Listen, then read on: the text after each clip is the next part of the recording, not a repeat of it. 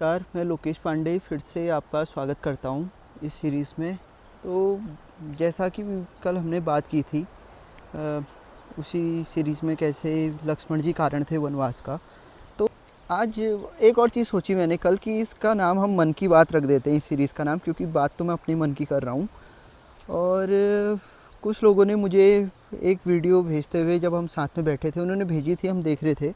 एक आदमी एक बच्चे को पटक के निर्मम तरीके से हत्या कर दी उसने बच्चे की। उस पर कमेंट कर रहे थे कि इसको ये सज़ा हो। इंसान के बच्चे को मारने पे उसको बेशक गालियाँ दी, लेकिन जब बात आती है कि किसी जानवर के बच्चे को मारने की, क्या या किसी जानवर को मारने की, तो वो कहाँ तक सही है? क्योंकि चाहे जानवर हो या इंसान हो या कोई भी प्राणी हो, मारना तो गलत है। क्योंकि जहाँ पे हम लॉजिकली बात करते हैं कि ये हत्या किसी भी प्रकार की हो, गलत ही है। अगर हम देखें कि फूड चॉइस वाली बात नहीं होती है। अगर तुम बकरी के बच्चे को खा रहे हो तो फूड चॉइस है, तितली मार रहे हो तो तुम एक क्रिमिनल हो, इन्वायरमेंट के साथ खिलवाड़ कर रहे हो। वहीं पे तुम एक कॉकरोच मार रहे हो, तुम सुपर हीरो हो। इस प्रकार की तमाम बातें जो हैं, इसको हम एक हिपोक्रेटिक थ्योरी कह सकते हैं, उससे ज़्यादा कुछ नहीं है। अगर हम लोग बेसिकली बात करें कि साइंस क्या कहती है, तो 10th के जो एक चैप्टर था हमारा, कार्बन एवं उसके यौगिक, उसमें साफ तौर पे हमने पढ़ा था कि जो एनिमल फैट होती है, उस पर जो संतृप्त वसा पाई जाती है, ह्यूमन बॉडी के लिए जो संतृप्त वसा है वो हानिकारक है।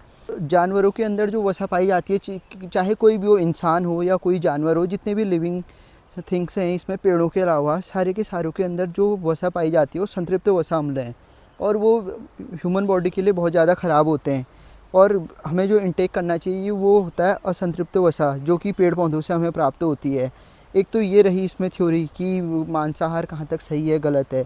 और दूसरी बात ये है कि हम लोगों ने जैसे पहले से पढ़ा है कि जो सेम पोल होते हैं, कि जैसे नॉर्थ नॉर्थ पोल है, या जिनके सेम जो गुणधर्म होते हैं, जिनको हम लोग सजाती बोलते हैं, उनको आपस में एक साथ रिएक्ट नहीं कराना चाहिए, वहाँ पे रिपल्शन होता है। जैसे जानवर हैं, इंसान है, हम सबके सांस लेने का तरीका वही है कि हम ऑक्सीजन लेते हैं और कार्बन डाइऑक्साइड बाहर छोड़ते हैं। लेकिन पेड़ों में क्या है कि वो कार्बन डाइऑक्साइड लेते हैं और ऑक्सीजन छोड़ते हैं। तो वहाँ पे क्या हो जाता है कि अपोजिट हमारा वो पूरा जो प्रोसेस है, वो एक अपोजिट डायरेक्शन में उनका चल रहा है, हमारा अपोजिट चल रहा है। तो हम दोनों एक दूसरे को इनटेक करें तो चलेगा। इंसान पेड़ खाता है, उन तमाम चीज़ों में ये क्रिया चलती आती है, इससे किसी को कोई परेशानी नहीं है। और सबसे बड़ी बात कि जो पेड़ों को पेड़ों को हम लोग बिल्कुल ऐसा भी नहीं है कि बिल्कुल ही काट के खा रहे हैं, और जिनको खा भी रहे हैं तो वो बस मौसमी सब्जियां हैं, वहाँ पे वो जस्टिफाई हो भी जाता है। लेकिन अब जिस तरीके से अभी चल रहा है कि बिल्कुल ये धड़ाधड़ काटे जा रहे हैं, खाए जा रहे हैं, फिर उसमें फिर एक्टिविस्ट आते हैं बहुत सारे कि नहीं, गाय को नहीं मारना चाहिए। मेरा मानना है मारना किसी भी जानवर को नहीं चाहिए, क्योंकि प्राण तो सब में वही है, एक तत्व वही है उन सारे के अंदर। चाहे हम लोग गाय की बात करें, कुत्ते की बात करें, बिल्ली की बात करें, या सूअर की बात करें, बकरी, मुर्गे, किसी भी जानवर की बात कर लें, मारना हर किसी को गलत है। बस अपने अपने बातों को ऊपर रखने के लिए कहना कि नहीं, इस जानवर को आप खा सकते हैं, 14 साल के बाद गाय को खाया जा सकता है, और शुद्ध सात्विक तरीके से पकी हुई थी मछली, तो वो मांसाहार नहीं है।